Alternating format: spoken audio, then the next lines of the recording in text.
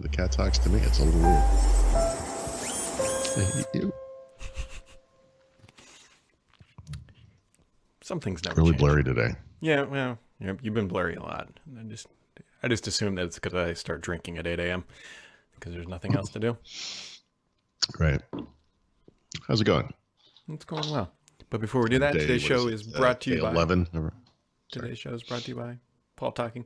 Microsoft 365. You can find links down below about your modern workplace, your modern desktop. I think it's modern workplace is what they're going with these days. Links down below to figure out how to optimize your business environment and all of that good stuff. Mm-hmm. Yep. Cool. It is very cool. Very cool. Microsoft's pausing optional updates to relieve the bandwidth. Hopefully that fixes your pixelated face, but I suspect it will not. Although They're not doing it until May. What's up with that? I mean, why not just do it now? did they drop the package off at UPS and like it's too far down the...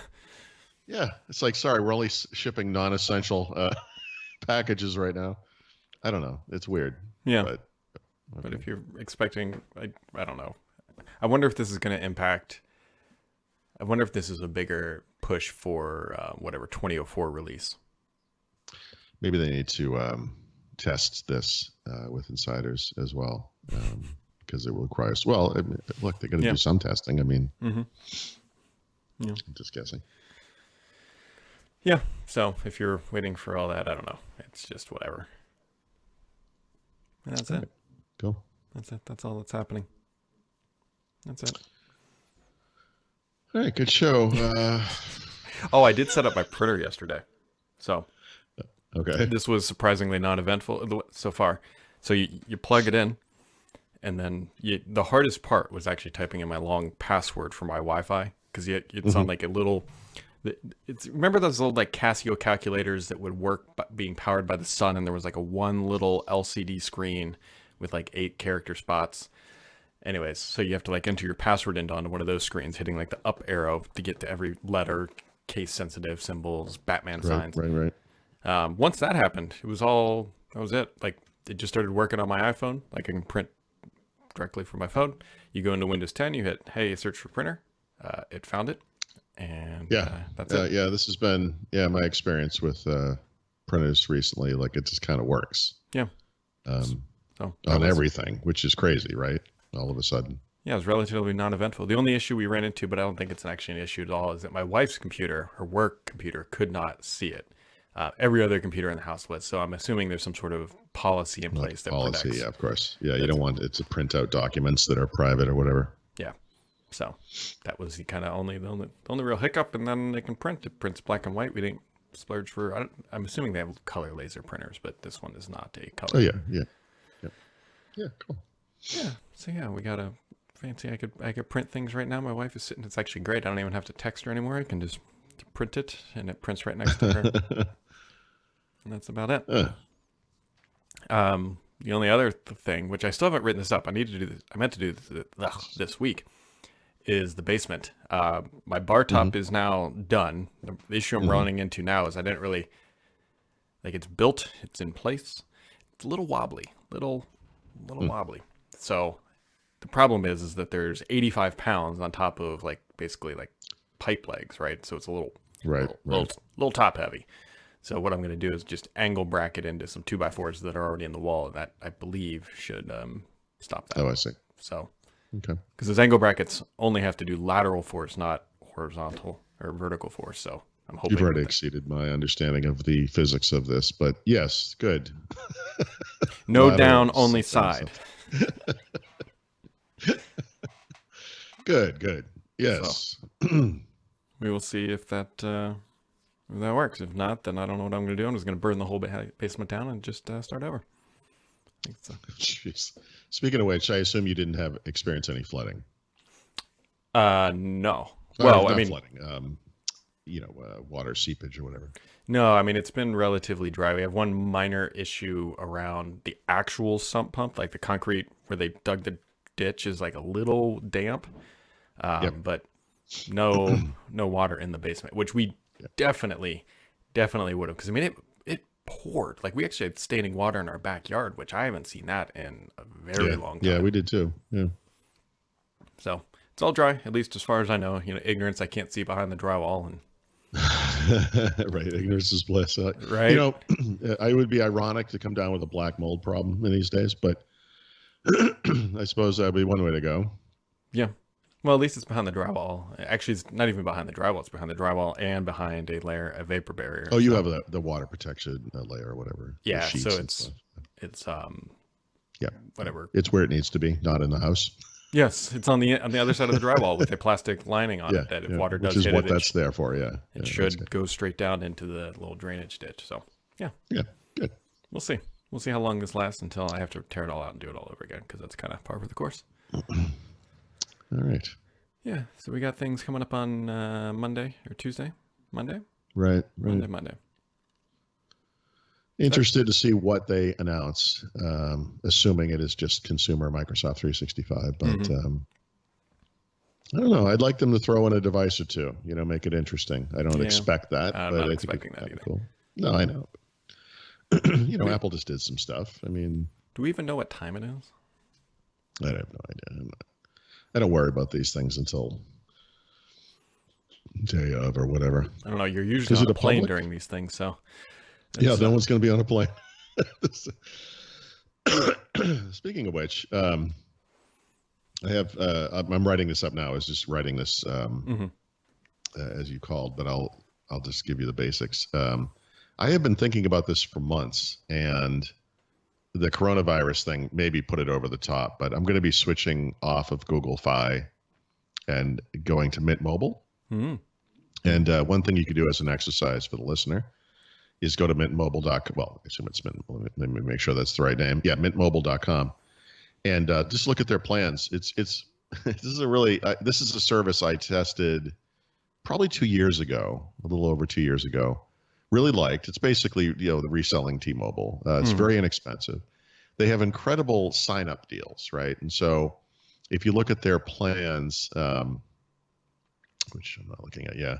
I mean, normally like 3 gigs a month with unlimited, talk and text or whatever is $45. But if introductory offer is like 15, but if you space it out to like 6 month or 12-month plans, the prices are crazy. It's like the $15 for 3 gig is just the normal price of the 12-month plan.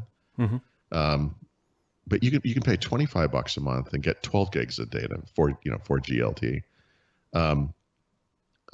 My bill on Google Fi has been going up, and I'm not 100% sure why. I think part of it might be I've been streaming podcasts, but I haven't been traveling a lot, obviously. Ignite was in November. I went to Florida, whenever that was, February, I think, and then Boston, which is just probably doesn't impact anything. But my bill, and let me just bring this. My bill has been in the $50 ish, like $50 to $57 a month. I mean, yeah, I use less than 3 gigs a month, like every month. Well, the month of Ignite, I was 311 or something. I mean, Oof. so. Oh, that's a good version of Windows. Yeah. Anyway, it's just so there's a lot more there's a lot more to it than just the money. Although I don't think I have to explain why the money part is important. Yep. Google Fi is the type of thing you can turn on when you need it too. So I could pause Google Fi, not pay for it, and then turn it on when I do. If I ever get to go to Europe again or whatever. Yep. We can turn it on then. I mean, the nice thing about having Google Fi one of the nice things is that you can. You have your same phone number. So if someone calls or texts you and you're out international, not paying extra for that is really nice. I mean, there's no doubt about it. But so there's a little complexity, like if you have to manage 2 SIMs or, whatever. But but there's a lot more to it. Like one of the problems I have with Google Fi, and this has been a big problem with the most recent couple of phones, is it kind of behooves you to use a Google device because only Google devices and a handful of like crappy devices I don't want support the network switching technology that they use. Because one of the key advantages of Fi is you can switch between CDMA and GSM networks. But, I want to, like this Samsung phone, I would use this instead of the Pixel. It's a better phone. Yeah. Or if I wanted to use an iPhone or whatever, like these phones don't, or a OnePlus phone or whatever, those phones don't, none of them do. None of the good phones support network switching. So that advantage that Google Fi has is non-existent. So why not just use a normal cell phone network and not worry about it? you know. Yeah. And there's a lot more too. I'm going to write the whole thing up, but it's I don't know. It's something I've been thinking about. It's Google Fi has never been particularly inexpensive. It's never been particularly expensive either, and there are certainly benefits to it. But I don't know, this price thing on Mint Mobile in particular, and I know there are others, has gotten to the point where I've gone back again and again to the site, and I was looking at it last night, and I was like, honey, I want to spend some money, So I ended up buying a 12-month plan. Okay. Well, you're going to be minty. I'm going to be minty. Plus, Ryan Reynolds. Who actually backs Mint? Who's What's the that? Is there a parent company? So I don't know who it was before, but this company was bought by Ryan Reynolds, the actor. Oh, really? Yeah. Oh, yeah. His face is right on it. I've always liked their vibe. Like they, and like I said, I tested it a couple of years ago. It's a great service. Like it's really good. And I stuck with, Google Fi for reasons. I mean, you can kind of defend it if you want, but I mean, and I have, but I don't know. It's just, I test a lot of phones, and most years you can be like, look, I'm sticking with the Google thing because like the camera's the best camera and does this other stuff. But now you get to the point where like the latest iPhones have some advantages over the Google cameras. The Samsung does too. This is going to have the Huawei the phones absolutely do too. I mean, they're another problem, but whatever. When they no longer have that singular advantage that they did have for several years, the supporting reasons for using it kind of start falling apart. So, look, I mean, I'm going to save at least $25 a month by doing this. Yeah. I'm curious nation. Who's their, what band or provider? It's T-Mobile. Okay. T-Mobile. Yeah. There you go. Yeah, they have the little network map thing, and you can type in your exact address, and they'll give you a little chart of how good it is there, and you can look around at different places. But, being on Google Fi with a non-Fi phone, I'm on T-Mobile. So even traveling, as I have many times, like it's fine. It's absolutely fine.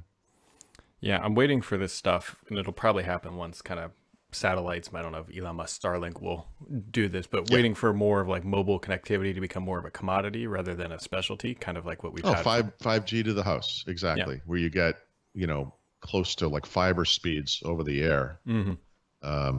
That's obviously the dream, but more providers will really shove this down too. So that's also the other hopeful thing is that maybe we can get some satellites up there that will kind of scare Verizon and AT&T to do the right thing for once.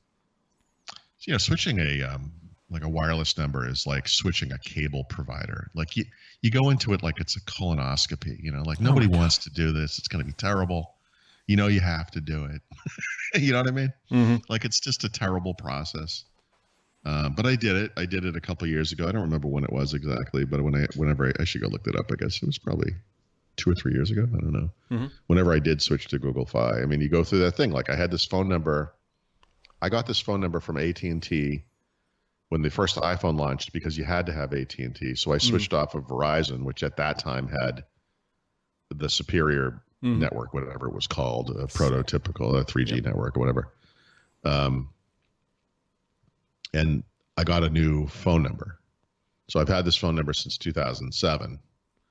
It's hilarious in Pennsylvania because my area code on my phone is 617, which is Boston area, Massachusetts.